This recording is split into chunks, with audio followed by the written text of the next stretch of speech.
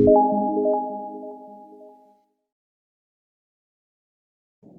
दोस्तों, मेरा नाम है सूरज लोधी और आप सभी का स्वागत है मेरे YouTube channel drip and miss पे, जिसमें मैं आपसे टूरिज़्म की अलग अलग टॉपिक्स के बारे में इंफॉर्मेशन शेयर करता हूं और हम अलग अलग डेस्टिनेशंस को एक्सप्लोर करने की कोशिश करते हैं। तो मैं आपको आज टूरिज़्म के कुछ टॉपिक्स के बारे में इंफॉर्मेशन शेयर करूंगा। जो चीज़ें मैं आपको बताने जा रहा हूँ, ये NSQF जो प्रोजेक्ट चल रहा है सेंट्रल गवर्नमेंट द्वारा, उसमें जो टूरिज़्म के +2 क्लास का सिलेबस है उसमें कुछ टॉपिक मैं आपको आज शेयर करूँगा।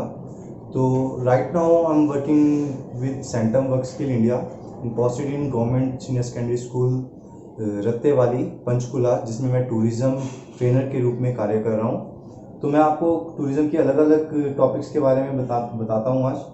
तो सबसे पहले हम बात करेंगे टूरिज़्म बिजनेस के बारे में।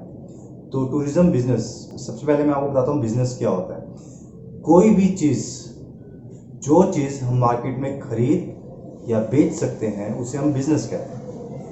Anything that can be sale और purchase in a market is called as business.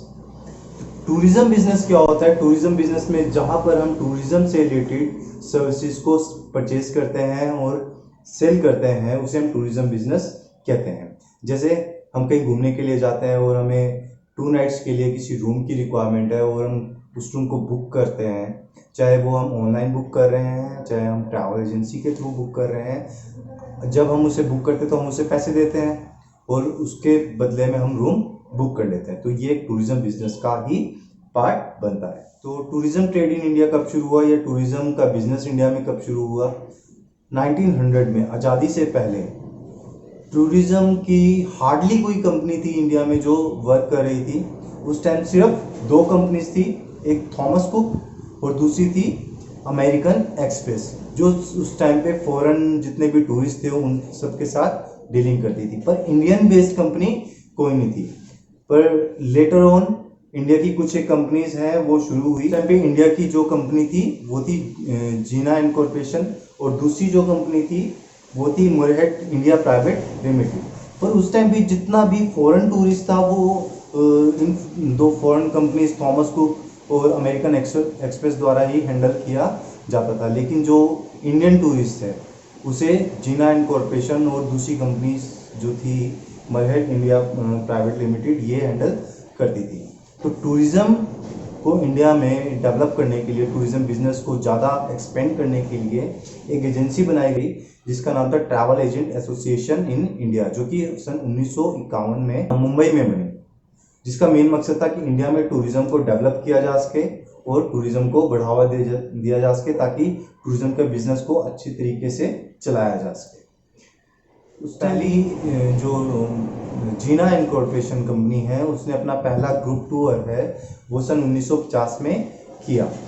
फिर बाद में सन 1961 में जीना कॉर्पोरेशन और 2 अदर कंपनीज को मिला के एक ही कंपनी बना दी गई, जिसका नाम रखा गया ट्रैवल कॉर्पोरेशन ऑफ इंडिया, जिसे आज के टाइम पे TCI के नाम से भी जाना जाता है। इसके बाद कुछ और इंडियन कंपनीज है जो बाहर निकल कर आई, जैसे सीता सन 1963 में बनी, जो कि इंडियन मार्केट का एक बहुत बड़ा हिस्सा अपने आप हैंडल किया करते थे। अब हम अगले टॉपिक की तरफ चलते हैं। हमारा अगला टॉपिक है travel agents and tour operator. तो मैं आपको सबसे पहले टूर ऑपरेटर्स के बारे में बताता हूँ। टूर ऑपरेटर्स बेसिकली, ये डेफिनेशंस इनकी बेशक अलग अलग हो सकती है, पर मैक्सिमम काम ये एक ही तरीके से किया जाता है, चाहे वो ट्रैवल एजेंसी हो चाहे वो टूर ऑपरेटर हो। लेकिन इनमें सिर्फ हल्का सा फर्क होता है। वो फर्क मैं आपको बताता हूँ क्या होता है। बेसिकली टूर ऑपरेटर टूरिज्म के अलग अलग कंपोनेंट्स को बल्क में खरीदता है, मतलब इकट्ठा खरीदता है। जैसे अगर मैं बात करूँ तो कोई भी हम कंपनी XYZ ले लेते हैं, उन्होंने किसी डेस्टिनेशन पे होटल के रूम्स अपने होल्ड कर लिए कुछ पर्टिकुलर डेट्स के लिए। उसी तरीके से उन्होंने फ्लाइट की टिकट्स होल्ड कर ली और वो अलग अलग कंपोनेंट को अलग अलग वेंडर्स से परचेज करते हैं और उनका एक पैकेज बना के या तो वो ट्रैवल एजेंट्स को भेजते हैं जो आगे कस्टमर तक पहुंचाता है उसको, या फिर डायरेक्ट कस्टमर को वो चीज़ पहुंचाते हैं। और ट्रैवल एजेंसी की अगर मैं बात करूँ तो ट्रैवल एजेंसी अपने आप से बहुत कम टूर पैकेजेस बनाते हैं। वो टूर ऑपरेटर से कुछ पैकेजेस खरीदते हैं और उसे या तो कमीशन बेस पे या फिर अपने मार्कअप उस पे रखकर अपने कस्टमर तक पहुंचाते हैं। ट्रैवल एजेंसी एक तरह का मिडल मैन होता है जो टूर ऑपरेटर द्वारा बनाए गए टूर पैकेजेस को कस्टमर तक पहुंचाता है। ट्रैवल एजेंसी दो तरह की होती है, एक होलसेल और एक रिटेलर। होलसेल ट्रैवल एजेंसी क्या होती है? होलसेल ट्रैवल एजेंसी बल्क में टूरिज्म के अलग अलग पैकेजेस को परचेज करती है और अलग अलग कंपोनेंट्स को परचेज करती है और उसे रिटेल ट्रैवल एजेंसीज को बेच देती है, या फिर अगर उनके डायरेक्ट क्लाइंट्स हैं, डायरेक्ट क्लाइंट्स को वो सेल कर देती है। और रिटेल ट्रैवल एजेंसी की होती है, retail travel agency tour packages को खरीदती है अपने होलसेल ट्रैवल एजेंसी से या टूर ऑपरेटर से खरीदती है और उसको डायरेक्ट कस्टमर तक पहुंचाती है।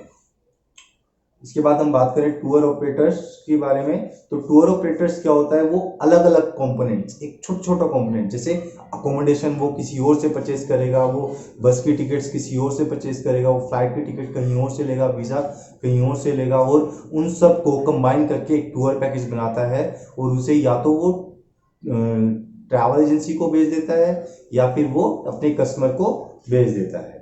टूर ऑपरेटर भी अलग अलग तरह के होते हैं, जैसे inbound tour operator, outbound tour operator और डोमेस्टिक टूर ऑपरेटर और डेस्टिनेशन मैनेजमेंट कंपनी, जिसे हम डीएमसी भी कहते हैं। सबसे पहले हम बात करेंगे इनबाउंड टूर ऑपरेटर्स की। इनबाउंड टूर ऑपरेटर से पहले मैं आपको बता देता हूँ कि इनबाउंड टूरिज्म होता क्या है। इनका मतलब होता है आना, कि जो दूसरी कंट्रीज से टूरिस्ट है वो हमारे देश में घूमने के लिए आ रहा है, तो वो एक इनबाउंड टूरिज्म कहलाता है। और जब हम आउटबाउंड की बात करते हैं तो आउटबाउंड टूरिज्म क्या होता है? आउट का मतलब होता है बाहर, ठीक है। तो जो टूरिस्ट हमारे देश से किसी दूसरे देश में, हम जिस देश में रहते हैं उस देश से किसी दूसरे देश में घूमने के लिए जाता है, तो उसे आउटबाउंड टूरिज्म कहते हैं। फिर हम बात करें डोमेस्टिक टूरिज्म की, तो डोमेस्टिक टूरिज्म क्या होता है? डोमेस्टिक का मतलब होता है विद इन द कंट्री। जब कोई व्यक्ति या कोई पर्सन या कोई टूरिस्ट अपने देश की सीमाओं के अंदर ही घूमता है तो उसे डोमेस्टिक टूरिज्म कहते हैं। अब हम बात करें इनबाउंड टूर ऑपरेटर की, तो जैसे इनबाउंड टूरिज्म हुआ कि कोई दूसरे देश का पर्सन है वो हमारे देश में घूमने के लिए आ रहा है, उसी तरीके से इनबाउंड टूर ऑपरेटर भी उसी तरीके से कार्य करता है। हमारे देश की कोई कंपनी है वो बाहर के टूरिस्ट को इंडिया में घुमाने के लिए लेकर आती है, जैसे टूर कॉरपोरेशन ऑफ इंडिया। अब हम बात करें आउटबाउंड टूर ऑपरेटर्स, तो आउटबाउंड टूर ऑपरेटर्स क्या होता है? जो कोई बाहर किसी दूसरे कंट्री का कंपनी है जो इंडिया में वर्किंग है और इंडिया के लोगों को किसी दूसरी कंट्री में घूमने के लिए भेज रही है, जैसे थॉमस कुक या फिर अमेरिकन एक्सप्रेस। कोई डोमेस्टिक टूर ऑपरेटर्स की बात करें तो वो कंपनीज जो अपने देश के लोगों को उसी के देश में घुमाती है, घूमने के लिए भेजती है, घूमने के लिए टूर पैकेजेस देती है, उसे डोमेस्टिक टूर ऑपरेटर्स कहते हैं। अब हम बात करते हैं डेस्टिनेशन मैनेजमेंट कंपनीज की। डेस्टिनेशन मैनेजमेंट कंपनी या डीएमसी टूरिज्म का एक बहुत इंपॉर्टेंट पार्ट होता है। कोई भी कंपनी है, अगर सपोज वो कोई उसने टूर पैकेज बेचा गोवा का, ठीक है, और उसका ऑफिस है दिल्ली में, तो वो हर टूरिस्ट के साथ गोवा घूमने के लिए नहीं जा सकती। हर टूर में या मैक्सिमम केसेस में कोई ना कोई प्रॉब्लम आ ही जाती है। हो सकता है किसी रूम में कोई दिक्कत है या रूम गंदा है जिसके, या फिर बस डिले होगी या किसी का बस छूट गया या कोई भी प्रॉब्लम हो सकती है टूर के बीच में। तो डीएमसी क्या करती है? डीएमसी एक्चुअल में उन सब प्रॉब्लम्स को हैंडल करती है।